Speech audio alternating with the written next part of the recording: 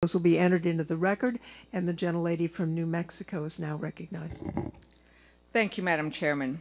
You know, today we're holding this hearing to talk about how the big lie by Trump and his allies that this presidential election was stolen has led to threats of violence, and here at this Capitol, actual violence. And I am incredibly disappointed that our Republican colleagues have not addressed the violence and the threats itself, which is what this committee hearing is about today.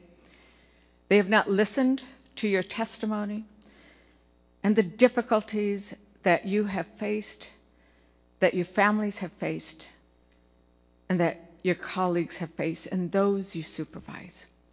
And that is a difficulty that I apologize that this entire committee has not focused on as equally as others. So I wanted to ask a little bit about the connection that you see and how you experience the connection between what we saw here on January 6th and what the nation heard in testimony yesterday from the police officers who faced torture, violence, pain, and asked Congress to do something about it. So I'd like you to talk about how you see that connection with what you yourselves are facing. Mr. Fontes. Thank you for that. If I could, this isn't just about me or Clerk Winfrey. This is about all election officials across the country.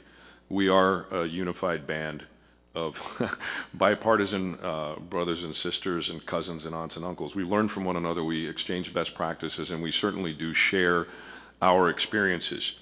And I think I'm joined by so many people across the country looking in horror at what happened here on January 6th, but also what could have been just after the election in November of 2020. We had armed almost rioters in Maricopa County. We had Alex Jones and the Q Shaman literally arm in arm shouting my name and shouting for other election officials in the parking lot. And their compatriots armed with some pretty heavy-duty firearms. And I know, because I was a range coach and marksmanship instructor in the Marine Corps, I know what kind of damage those weapons could do. And that was certainly no civil act of protest. That was not a grievance. The presence of those weapons in this environment was a threat. And that was very difficult. It was a step away from what happened here. And I hope and pray that everyone will pay attention to this, because the Republic depends on folks like us who work in a bipartisan way, who work, Republicans and Democrats, independents, libertarians, Greens, everybody works together to do this across the country. And this, it needs to end. The motivation behind these threats is the lie. That needs to end. Reasonable people have to come together in the United States of America to say enough is enough. And folks like us who just want to do our jobs, who just did our jobs, need to stand up and I think say the same thing. And I think Clerk Winfrey would agree with me on that. I do. It's what we're going through is very much the same as what happened here, except for they're coming to our homes and they're making us very uncomfortable. Some of my colleagues have been shot at simply because of what we do. All of us have been threatened, and because we're trying to represent our community. If it weren't for the work of local election officials, none of you would be here in this room. We just want to uphold democracy.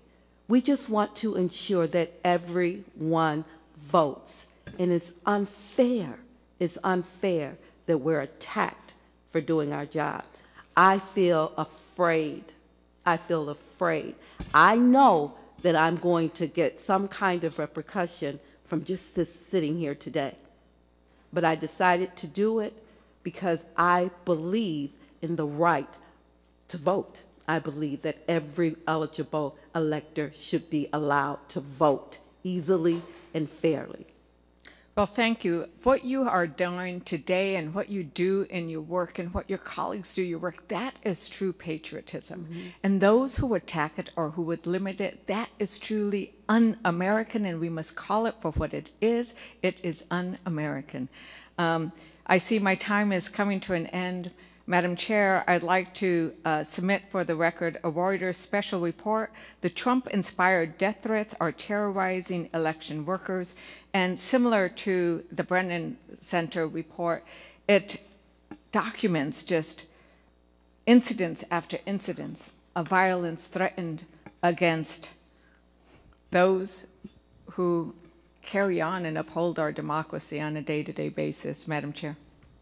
Thank you. Without objection, those items will be put into